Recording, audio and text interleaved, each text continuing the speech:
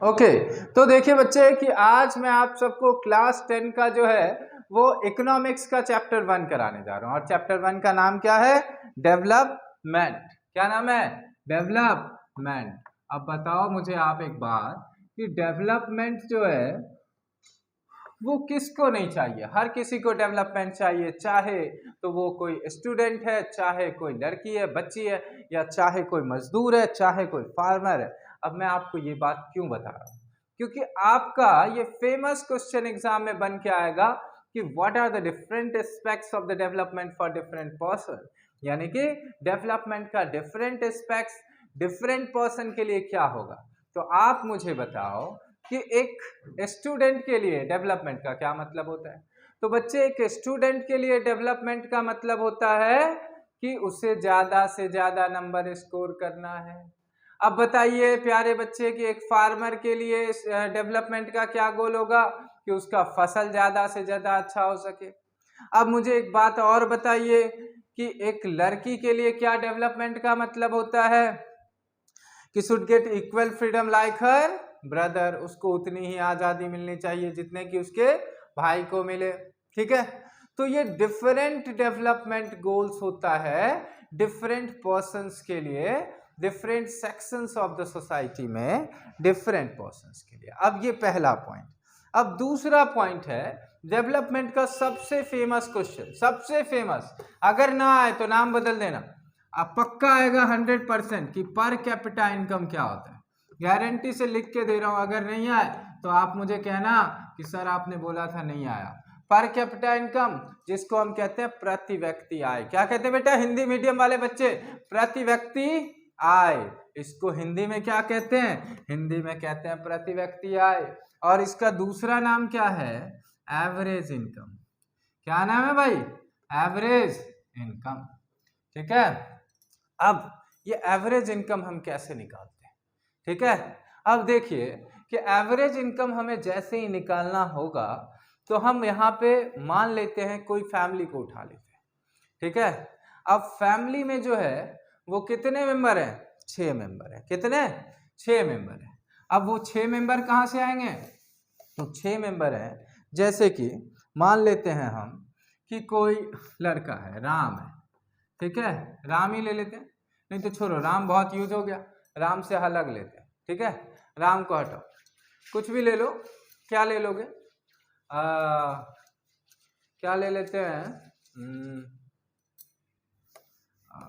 भाई राम तो नहीं हुआ, तो चलो यहाँ पे हम राकेश ले लेते हैं, चलेगा? ठीक है, चलो राकेश। अब हम ये राकेश जो है ये कमा रहा है 1 लाख रुपए। कितना? 1 लाख रुपए।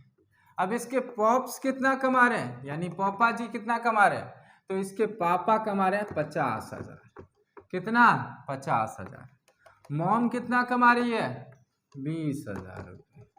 ठीक है, और ग्रैंडफादर जीएफ यानी कि ग्रैंडफादर, ग्रैंडफादर कितना कमा रहे हैं? 30,000 रुपये। उसके बाद जीएम यानी कि ग्रैंड मदर, ग्रैनी, वो कितना कमा रही हैं?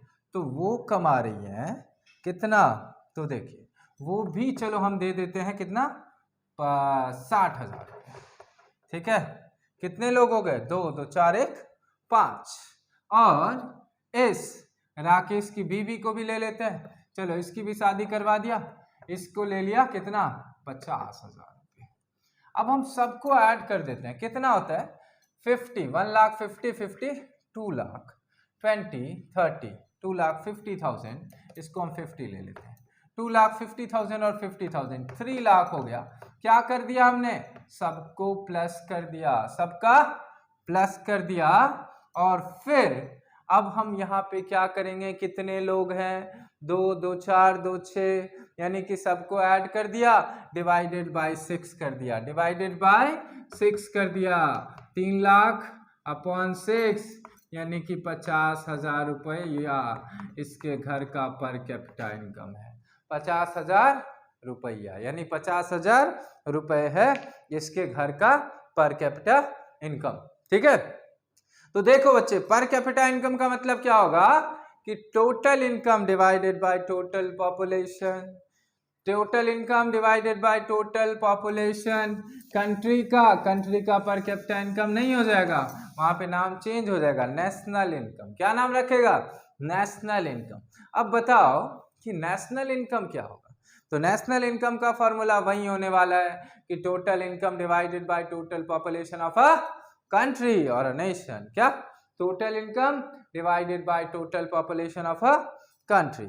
अब आप बताओ कि मैंने आपको बताया कि डिफरेंट डेवलपमेंट गोल क्या होगा। एक लैंडलेस लेबरर के लिए डेवलपमेंट का गोल क्या होगा? क्वेश्चन है आपके लिए कि आप अगर इकोनॉमिक्स का ये चैप्टर पढ़े हो तो कमेंट सेक्शन में रिप्लाई करना कि एक लैंडलेस लेबरर के लिए डेवलपमेंट गोल क्या होगा। ठीक है? बट और मैंने आपको कहा कि बेटा एकदम गांठ बांध लो कि पर कैपिटा इनकम को एवरेज इनकम कहते हैं, पर कैपिटा इनकम कैसे निकाला जाता है इसको याद रख लो। अब मैं आता हूं, थोड़ा सा ट्रैक चेंज करना है कि डेथ रेट क्या होता है। ठीक है? तो number of deaths in per 1000 number of people in a region, वो क्या कहलाता है? Death rate. बहुत आसान है, याद करने की जरूरत नहीं है। नंबर ऑफ डेथ्स कितना हो रहा है 1000 लोगों में, वो कहलाएगा डेथ रेट। बर्थ रेट क्या होगा? 1000 लोगों में कितने एक स्पेसिफिक एरिया में जो है वो कितने बच्चे पैदा हो रहे हैं, तो वो कहलाते हैं बर्थ रेट। अब बात आती है इन्फेंट मोर्टेलिटी रेट। देखिए इन्फेंट मोर्टेलिटी, लिखो मेरे साथ साथ, इन्फेंट मोर्टेलिटी रेट लिखो प्यारे बच्चे कि इन्फेंट मोर्टेलिटी रेट किसे कहेंगे। तो देखिए भाई कि इन्फेंट होता कौन है? तो इन्फेंट होता है a baby, a cute baby who is less than 1 year of age, जो 1 ईयर